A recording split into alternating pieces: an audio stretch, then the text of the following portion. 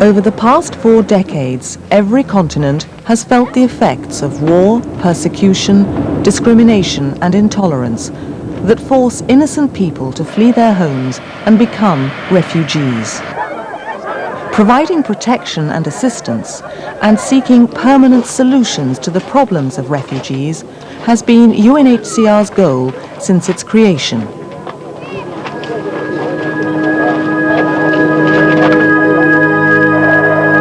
Within 5 years, UNHCR was faced with its first emergency. More than 200,000 Hungarians fleeing the violence of the 1956 uprising. After the refugee camps in Europe were emptied and symbolically burned, the world breathed a sigh of relief. Finally, the refugee crisis was over.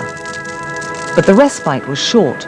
This was just the beginning of UNHCR's relentless battle to save the lives of refugees.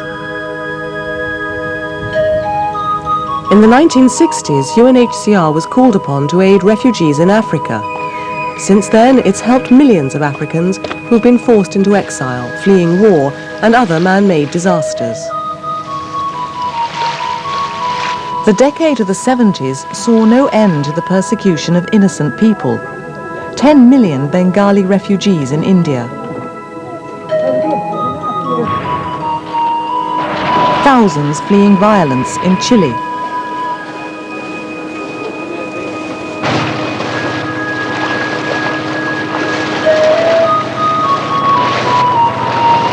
The dramatic flight of the Vietnamese boat people. Cambodians pouring into Thailand.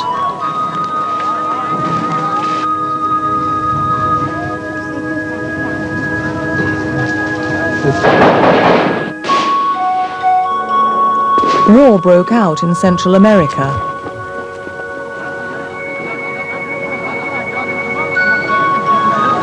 Five million Afghans fled into Pakistan and Iran. And everywhere, UNHCR was there, helping terrified refugees find safe haven.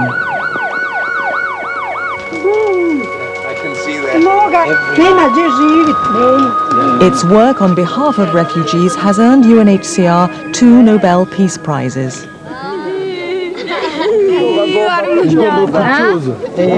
C'est tout aussi dégoûtant. Regarde. Ouais. Regarde, tu prends des cailloux comme ça, tu mets dedans avec de l'eau et tu nettoies. Tu nettoies, ok? Sinon, diarrhée et cimetière.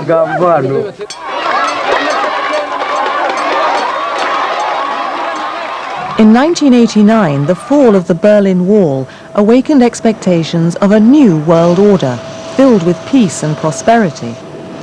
But the end of the Cold War only added new names to the UNHCR map of operations.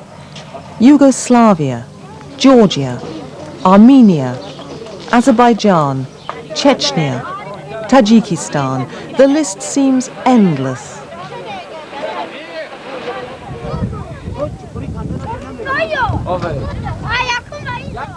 Refugees are fleeing internal wars a great deal, and the internal wars are based on age-long ethnic hatred, politics of ethnic hatred, and it is turning to be a very cruel world that we're facing. Today, 49 million people, 1 in every 115 people on Earth, has been forced into flight by massive human rights abuses, ethnic hatred, and civil conflict.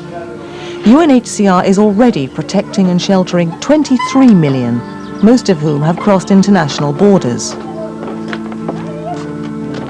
Since taking office in 1991, High Commissioner Sadako Ogata has been confronted with one crisis after another. The sheer magnitude of the Kurdish crisis, when nearly 1.5 million people fled into Iran and the mountains of Turkey, convinced UNHCR that it had to strengthen its response to emergencies. The High Commissioner wanted to enhance emergency response for UNHCR following our very bad experience in the Gulf crisis, where we really felt we were not at all prepared. So following that, we were given the mandate to set up a new series of emergency resources, and we came up with many different proposals, one of which was to create a strong emergency response team who are on standby at all times to be deployed very quickly to the scene of operation. To be able to tackle these emergencies in a matter of hours, relief supplies are pre-positioned and stockpiled in warehouses around the world. Running for their lives, refugees often flee their homes with little more than the clothes on their back. The early arrival of the UNHCR emergency team and of the relief supplies has saved many lives. But even with its new emergency capacity, UNHCR couldn't cope with the results of genocide in Rwanda.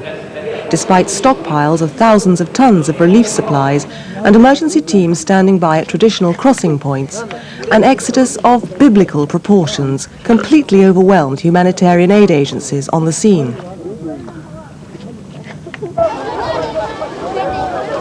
Have you ever seen anything like this before? Never, ever, ever.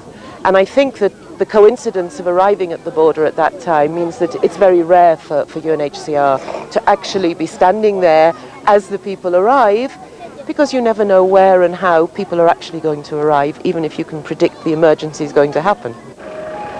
Prepared for 25,000 refugees, UNHCR suddenly found itself confronted by 10 times that number. 250,000 Rwandans fleeing across the border into Tanzania in just 24 hours. It was the largest and fastest refugee exodus ever witnessed, until 1 million Rwandans crossed into eastern Zaire near the town of Goma a few months later. In the overcrowded camps, a lack of clean water and cholera killed tens of thousands. Although previous experience has shown that this area is susceptible to exoduses, this time around, the magnitude, speed, and complexity was mind-boggling. We couldn't cope, neither UNHCR nor the international community, at the time we were required to do so. With its resources stretched to the limit, UNHCR once again tapped the world's militaries for humanitarian intervention. Taking advantage of the expertise developed in the UNHCR-coordinated Sarajevo airlift, an international air bridge was hurriedly organized. Soon, military specialists and thousands of tons of supplies were flowing into the region from all over the world. The toll of the politically incited ethnic hatred in Rwanda may never be known.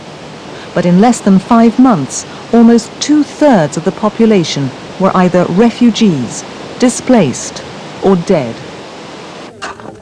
Even in the camps, there was no refuge.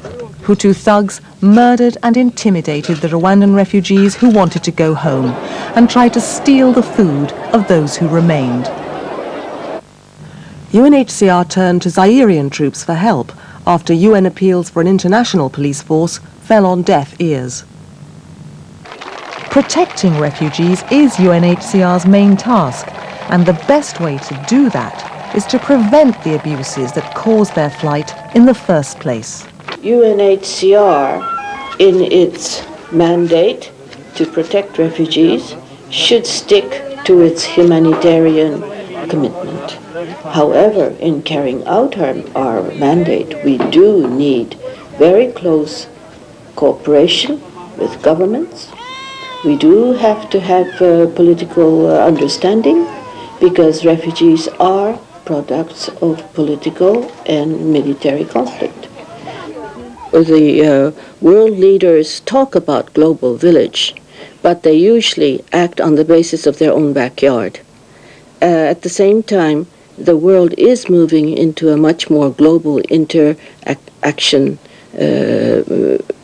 area. And unless you can deal with problems globally, your own backyard would not be that safe. UNHCR's prevention strategies are at work in several of the new states created after the breakup of the Soviet Union.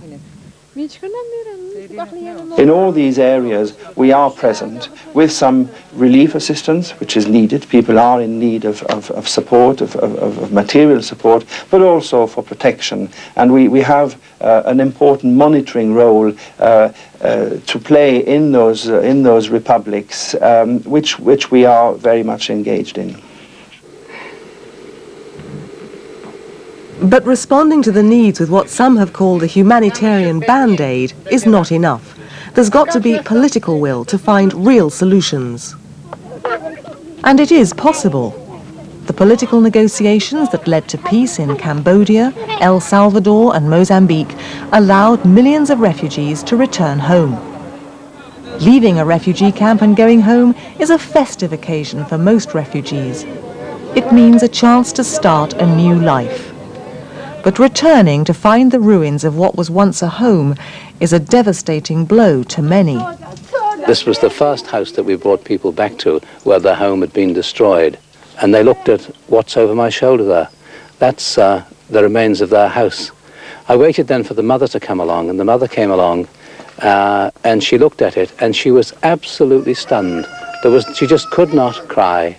She just stood with her hand to her mouth and she looked at this house for minutes before even the first glimmer of a tear came to her eyes.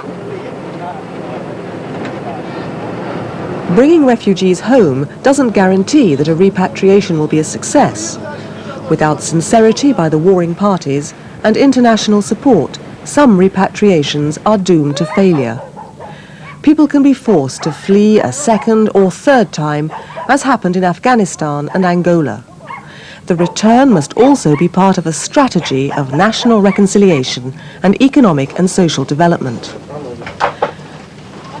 At the grassroots level, hundreds of small, quick impact projects implemented through NGOs are helping returnees and their neighbours to start new businesses, to rebuild schools and clinics, dig wells and replant long fallow fields. Governments have been extremely generous in their support for humanitarian programs in war-torn regions like former Yugoslavia, where 4 million people have been displaced or besieged. Unfortunately, that generosity often does not extend to their own doorsteps. Today, too many of those seeking asylum from persecution, war, and ethnic cleansing are knocking on closed doors. Virtually all the countries of the world recognize that when a refugee appears at their borders, they should grant them admission, they should protect them from return to danger, and they should respect their basic human rights. One of the problems, though, is the question of, does a refugee need to come to my country? Aren't they safe in some other one?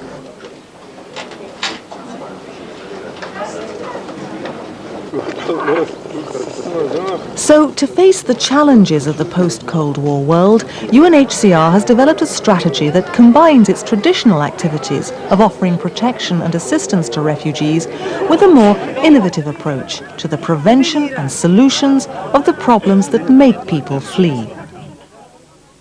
Prevention is the most difficult part of our work.